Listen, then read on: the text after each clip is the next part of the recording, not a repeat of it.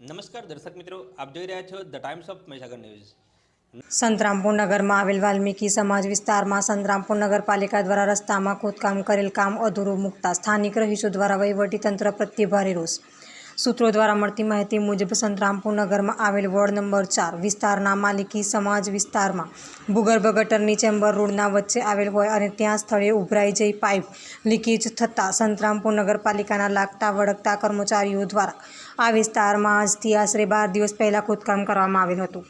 જે આ ખોદકામ કરવામાં આવેલનું કામ સંતરામપુર નગરપાલિકાના કર્મચારીઓ દ્વારા અધૂરું કરી મૂકી રફુ ચક્કર થઈ જતા આવતા જતા રાહદારીઓ તથા સ્થાનિક રહીશોને અને આવતા જતા વાહન ચાલકોને ભારે સહેમત ઉઠાવી પડી રહેલ છે, જેથી સ્થાનિક રહીશોની અને આવતા જતા રાહદારીઓની માંગ ઉઠવા પામી છે કે તાત્કાલિક આ બાબતે સંતરામપુર વહીવટદાર શ્રી તથા સંતરામપુર ચીફ ઓફિસર શ્રી અને સંતરામપુર નગરપાલિકાનું ઉચ્ચ વહીવટીતંત્ર શ્રી તથા સરકારનું ઉચ્ચ વહીવટીતંત્ર શ્રી આ સ્થળ પર આવતા જતા રાહદારીઓ તથા વાહન ચાલકોને ઇમરજન્સી કોઈ તકલીફ ન પડે તેના ભાગરૂપે તાત્કાલિક કામ પૂર્ણ કરવામાં આવે અને પબ્લિક માટે રોડ ખુલ્લો કરવામાં આવે અને બેદરકારી ધરાવનાર કર્મચારીઓ તથા અધિકારીઓ સામે કાયદેસરની કાર્યવાહી હાથ ધરવામાં આવે તેવી લોકમાંગ ઉઠવા પામી છે। જુઓ આગલા અંકમાં।